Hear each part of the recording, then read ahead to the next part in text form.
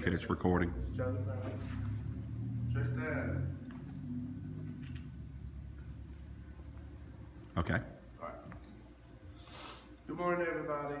Today I'll be giving my commemorative speech. And it's on a man that's very well known around the world. There are times in this life that you never want to forget. And there are people that you never want to forget, and they make such a deep impact in your life that it's really hard to forget them.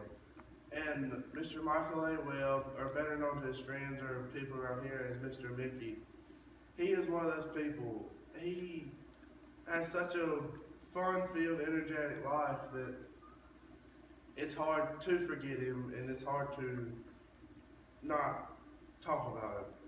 Well, he was born in Jackson, Mississippi until he was 9 years old.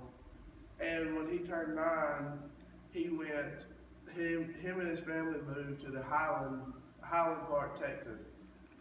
And he met his first true love in the Highlands at high school, and it was when he began swimming on the high school swim team. And he excelled in swimming and excelled in school, both academically, socially, everything, that he got a scholarship to Syracuse University in New York to swim and go to their forestry school. And he excelled in college swimming, and he did so well in college when he swam that he got asked to try out for the Olympics, the U.S. Men's Olympic swim team, and he only missed his spot by a few hundredths of a second. And that was a major disappointment in his life, but he didn't let that failure stop him. He kept striving and pushing to get his degree in forestry, and he met his wife as well his senior year at Syracuse, Miss Beverly, and they have 3 children and have been married 38 years, and they're still married to this day. And once he graduated college, he began working with a major warehousing company in New York, being a forester, and he told me he didn't feel like he had a major impact on nature. He says, whatever you say, they do the exact opposite. They would basically, what I say goes. You can't make a change or nothing.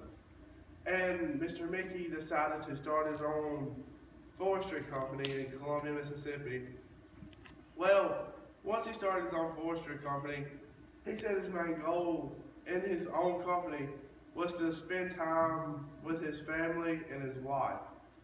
And once he started his company, he also wanted to educate people on how to leave nature better than what they found it for the next generations to come, so the next generations could strive off of nature as well.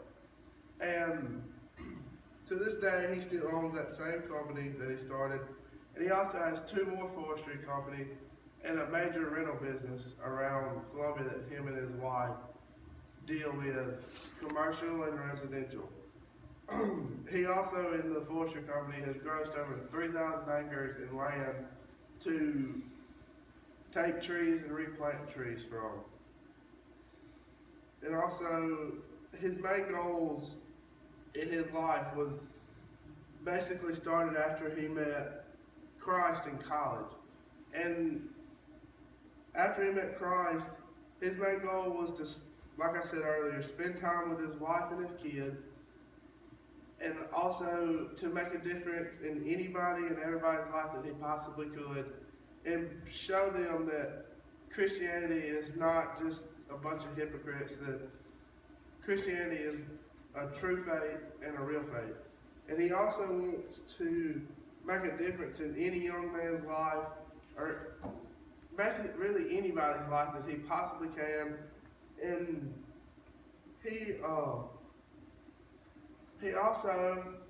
finds it very important to sustain and leave nature the best that we can have it, to keep the nature to keep nature populated, basically, so that nobody really overuses it.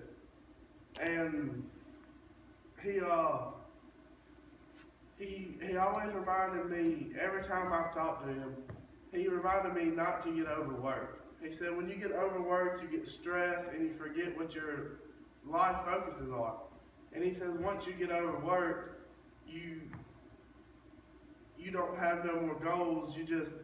You're worried about these few simple things that you have plenty of time to do, but you just basically have to make yourself not have to worry about these things. And then finally, his achievements. His achievements are his faith, his family, and his finances. But he really don't talk much about his finances. And his main achievement is he runs many RAs and JAs around our neighborhood for young people. And he wants to have a great impact in children's lives. Thank you. That's all. 6 minutes.